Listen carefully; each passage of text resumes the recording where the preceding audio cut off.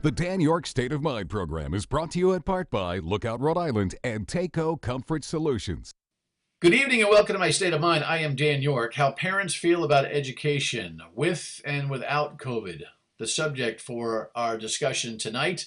First, here's Tolly Taylor's report on the latest polling done for the Hassenfeld Institute for Leadership at Bryant University.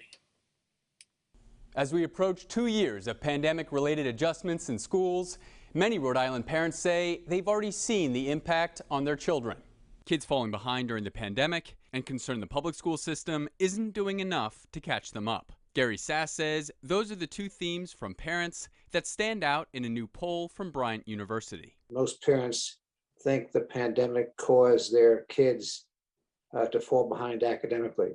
It was almost 7 out of 10 parents that felt that way. Sasse is the director of the Hassenfeld Institute for Public Leadership, which conducted the poll of 400 parents with children in K-12 public schools across the state. In addition to feeling kids have fallen behind, 2/3 of parents say it would get worse if kids returned to virtual learning. So the first thing that tells you that virtual learning was not a success in the state. Sasse says the message to school leaders is clear. Avoid returning to virtual learning if possible. Well, that is a red flag to me that we probably need to look a lot closer at what we're doing to catch kids up. But Sasse says another finding surprised him most. 77% of parents feel schools are doing a good job at preventing the spread of COVID-19. But 64% are concerned their child will be exposed to COVID at school. A vast majority supported the kids wearing masks to school, 78%. But what was a little bit surprising is only 39%, less than a majority, favored mandated vaccinations. Parents supported in-school learning, wearing masks at school, but opposed mandatory vaccinations for kids 5 and up. Teachers received a big vote of confidence in the poll, with more than 3/4 of parents saying they're doing an excellent job overall. With the Target 12 investigators, I'm Tolly Taylor, 12 News. And so I'm pleased to be joined by Gary Sasse, who directs that Hassenfeld Leadership Institute, as you saw in our story, and Joe Fleming is the man behind the poll. He is the lead consultant in polling here in the state. Fleming Associates, hired by the Hassenfeld Institute to run the data. Guys, thank you very much for joining me. Appreciate it.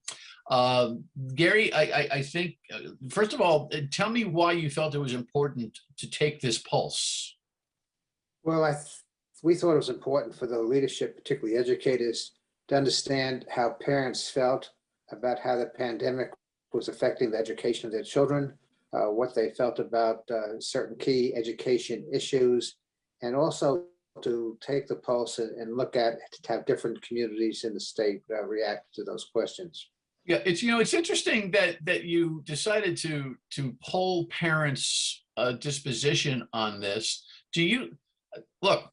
At the end of the day, government is customer service, right? And the parents are the boss, certainly. But, I've talked to a lot of parents over the course of time who had some real weird ideas about education. Does the bus stop? Not that parents aren't the most important, and less, I think, talked about constituency in education. But is the parents' polling results an accurate portrayal of reality? Yeah, it's a scientific poll. It's a data point, and we felt it was important for educators to know how parents felt. Not that every parent opinion was necessarily governing what education policy should be. And so it was accurate for the period of January 8th through January 12th. When we did. What do you think educators, the administration, government in general should do or weigh from parental data? Well, I think you want them to look at it and see how the parents who's really have their children in the school system and how they feel about what's going on. For example, we found that the parents are very satisfied with the way the schools are handling the COVID situation, but at the same time, they're concerned that their child might be exposed to COVID. So, it's a two-way street, but again, we're just looking at the parents here. And I think the government and the school committees need to look at how parents feel about this. It gives them an actual insight of the parents, not just hearing from a small group. It gives a cross-section of Rhode Islanders. All right, so let's take a look at some of the broad indicators here. Is the story talked about? There is an obvious fright about virtual learning, right? Joe, there's just the virtual learning has failed. Tell me about that. Well, the poll showed that a large majority felt that their child has fallen behind as a result of virtual learning during the with COVID. And they were also concerned very much that if they went back to virtual learning, they're going to fall farther behind. So there's a big concern there among parents about the virtual learning at this point. Now, forgive me, Gary, I'm not surprised by that. It's an affirmation about, I think, what we all know and feel, correct? Well, I think so, but I think more importantly, from a policy perspective, when 70% of the parents are concerned that the child is falling behind, you would expect that educators, the Rhode Island Department of Education, local education authorities would adopt aggressive programs to help kids catch up, would adopt aggressive programs to deal with any kind of mental problems that kids developed. Because keep in mind, this has been 2 years of on again, off again school, so that there have been problems. And that kind of data tells decision makers, are you paying enough attention to the concerns that parents have that their kids fell behind? And my answer is no. Yeah, well, sure. I feel bad for the educators, for the ed commissioner here in Massachusetts. Their plans to integrate virtual learning have always been kind of on the table. We see what the collegiate campuses have been doing in normal pre-COVID times to make learning more accessible and all of that.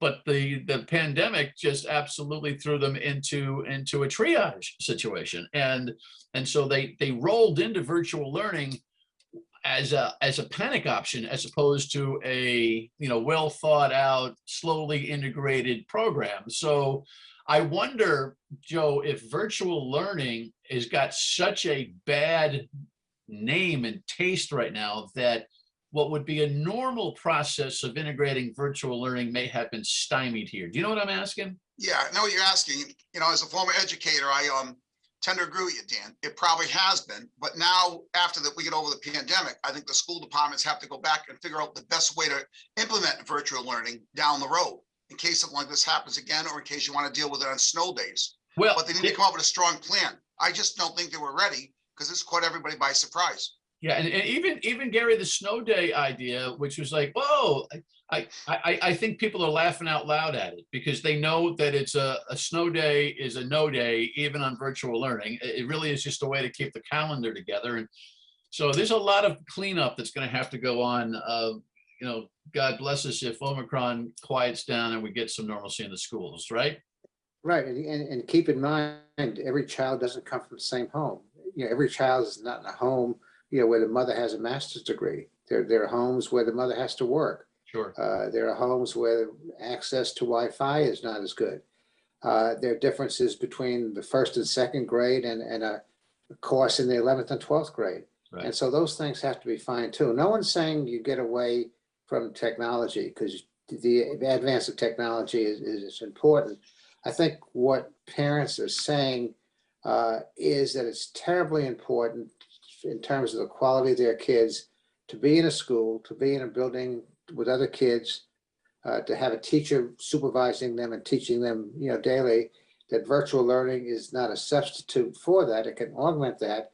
But for 2 years, we had a start and stop policy. It was how we implemented the policy that I think raised legitimate concerns among parents, the uncertainty of it, how it affected the rest of the family. Yeah, but sure, but the policies were chasing and dancing around spikes and viruses, and it just, I think everybody deserves a fair shot to start again from scratch. But here's the thing that's also interesting, against a lot of the common, high buzz about masking.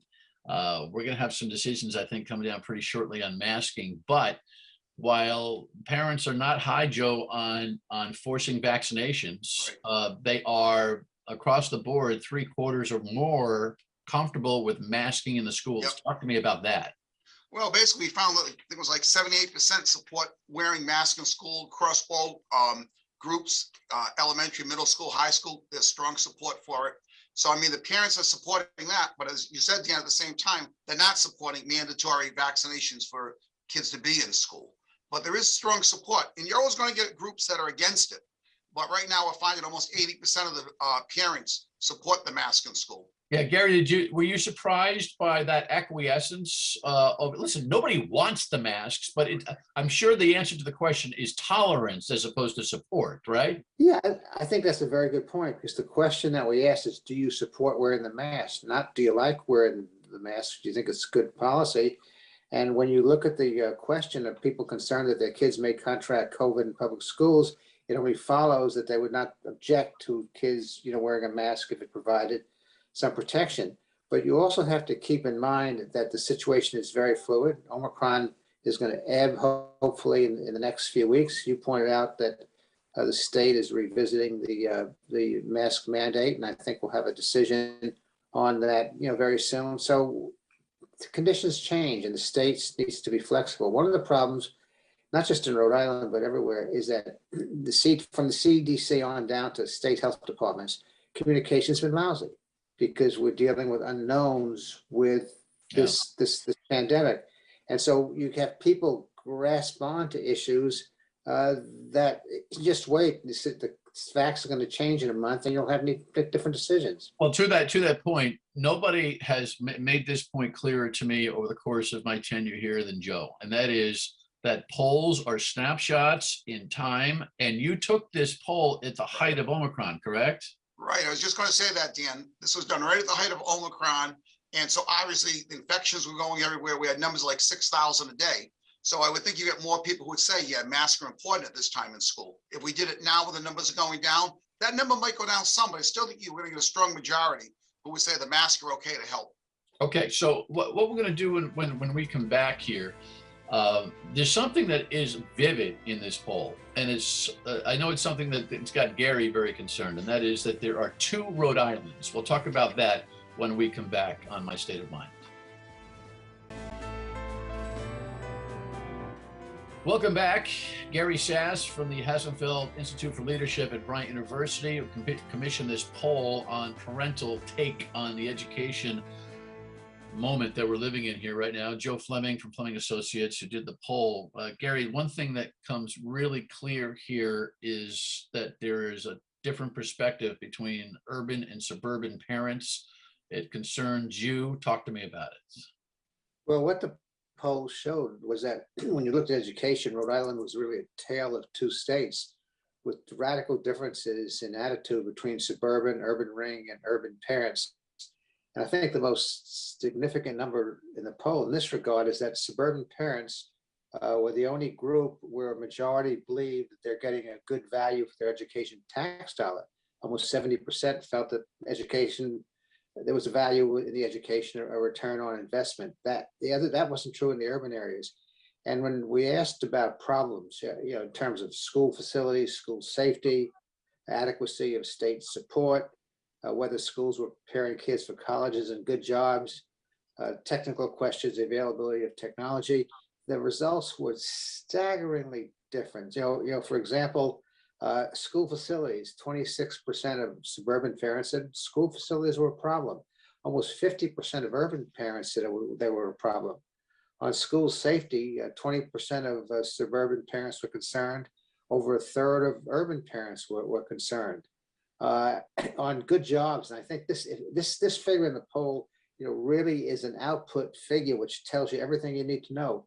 Less than 30% of urban parents felt the schools were preparing these kids for good paying, decent jobs, whereas in the suburbs, the number was almost 60%. Okay, so please finish. Go ahead. Finish that tells you everything you have to know. That says that people from urban neighborhoods don't see their schools as a vehicle of upward mobility for their kids. And if there's anything that we can all agree on, is every parent wants their kids to do better than they did. And the urban parents don't believe that in this state, where the suburban parents generally do. Sure, but let's make this clear. Joe, this is not a COVID dynamic. No, not at all. No, this is their opinions of the schools and what's going on. The first part of the poll was all COVID. The second part was more about how people view the school and what's going on in the school. But I wonder if COVID has exacerbated the the feeling about that, in that, it has been a poison virus for everybody. And I think it has exploited weaknesses in a significant way, say for things like technology, right? I mean, the virtual learning transitions that where, a suburban kid might have had a computer at home or 10, lying around, the urban kids, there's a lot of triage that had to be done there. And I wonder if COVID has exacerbated this dynamic that is clear. Anybody? You can only speculate, but we do know, when asked if technology was a problem, a third of the urban parents said that it was, with barely over 10% of the suburban people felt it was a problem. So yes, COVID, may have impacted those numbers, but those were huge variances without COVID. Sure. All right. Well, this ought to be self-explanatory, important data for policymakers, but it's not new news that the urban school systems are lagging behind. Look, Providence is the subject of a takeover by state government, by Governor Raimondo, and Governor McKee, who has his own ideas on that, is still trying to figure out how to put Omicron away. And it's tough to do two things at once. And real quickly, Joe, we see some outside data that indicates that he and all the other governors are getting a prorated hit from Omicron. Virus fatigue and policies that are lagging. People are trying to be done and move away from this thing. At the same time, they still have neuroses about it. Who'd want to lead at this juncture, right? Well, obviously it's true, but in Rhode Island, there's a lot of people right now who do want to be governor. Yeah. Well, now there's a segue. When we come back, we'll touch base on that and this thing called Congress. Stay with us. Welcome back. Nice to have you in. Since Joe had to go to the politics, I guess we'll go there too, right, Gary? All right. Anyway. Have to get your guys' take on this. A pile of Democrats in the governor's race, with Helena Buonanno Folks, who's a relative unknown, who's going to dump a bunch of money coming in here, though. Matt Brown, who's on the left side of the aisle. Seth Magaziner, the state treasurer, in the race, and of course Dan McKee would like to continue there. No prominent Republicans yet for governor, but then our beloved congressman from the 2nd district, Jim Langevin, decides that he's done with this. God bless him for his work and his daily courage. We can talk about that on another show, and have on the radio every other day on WPRI. But Magaziner, in a high-level negotiation with national Democrats and Helena Folks, gets out of the governor's race and moves to the congressional race. I said, and I really believe it, that he looked like a hostage. I know he does. He looks like a hostage. A vision of a short commute from the east side to Smith Hill if he becomes governor. Now with a 3-month-old baby, maybe having to move from the east side into the district. Just that the whole thing looks incongruent. What's your take, Joe, on the polling data, or at least as a pollster, what that transition means for both races? Well, I think right now, both races, there's no public polling on any of those races. So we really have no idea on how the candidates stack up. I think with Seth Magaziner, I think you looked at the field and saw a very crowded field for governor. And the Congress field was a lot lighter at that point. There was no big statewide names out there running. And I think he made a decision that simply, I can move over to Congress and possibly be in a better position. Yeah, but I'm not sure. It's my more than instinct that was not voluntary. I mean, look, at the end of the day, you have your own free will. I get that. Right. But that wasn't voluntary. Again, Dan, I've seen no polling numbers. I don't know what his polling numbers showed either. I mean, he may have had polling numbers that showed he was not where he wanted to be at this point, and he felt maybe he could move. But again, I have no data to prove that. I can see Gary rocking. Gary's rocking, so he's in on this. I'm getting a kick out of this because I think the Democratic Congressional Campaign Committee looked at what's likely to happen in terms of control of the next House of Representatives. And the last thing Democrats could afford to do was to lose a fairly safe seat in a blue state. And they had to identify a candidate that had name recognition, that had a record. And this is not to take away anything from the other candidates. I'm sure there's several qualified candidates, but this is general treasurer. This was a statewide officer. This was a candidate that had the ability to fund, and it was the best insurance policy not to lose a blue seat in a very close election. Yeah, okay. But the bottom line here is that Magaziner now has a handful of Democrats, the former party chairman Ed Pacheco, the former communications aide to Langevin and Governor Raimondo, Joy Fox, Omar Ba, Dream Center. I mean, that's fine. He's likely to get through that. But real quick, Republicans, fledgling Jessica De La Cruz, a state senator, thinking about, but if Alan Fung makes this move, he could exploit, Joe, what has become a district that's much more purple than blue, correct? That's correct. It's 37% Democrat, 16% Republican, where the first district is like 46% Democrat. However, keep in mind, Donald Trump still lost the 2nd congressional district, so they still vote Democratic. I think Alan Fung, if he gets in, obviously will be the big Republican name in the race. The question is, does Alan Fung want to get into that race? Or people say he's thinking about running for general treasurer. Does he want to go for general treasurer first? So that's what we don't know. We don't know what Alan Fung's mind is right now. But if he's going to get in the race, I think he needs to get into it very soon because you need to raise the money. But Gary's point, and we're out of time here, but Gary's point is on the money, and that is national Democrats have a viable reason to be worried about the 2nd district, correct? I think if it's a strong Republican, they would be concerned. There's no question about that, especially since the red wave seems to be moving right now. Yeah. And both sides want to nationalize the election. No question. Makes sense.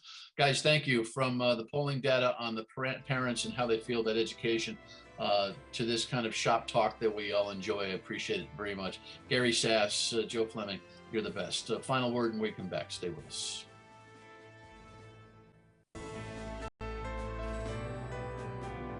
One person we did not mention in our political discussion in the last segment was Dr. Nicole Alexander Scott, who resigned as Director of Health in the last couple of weeks and was rumored to be running for Congress.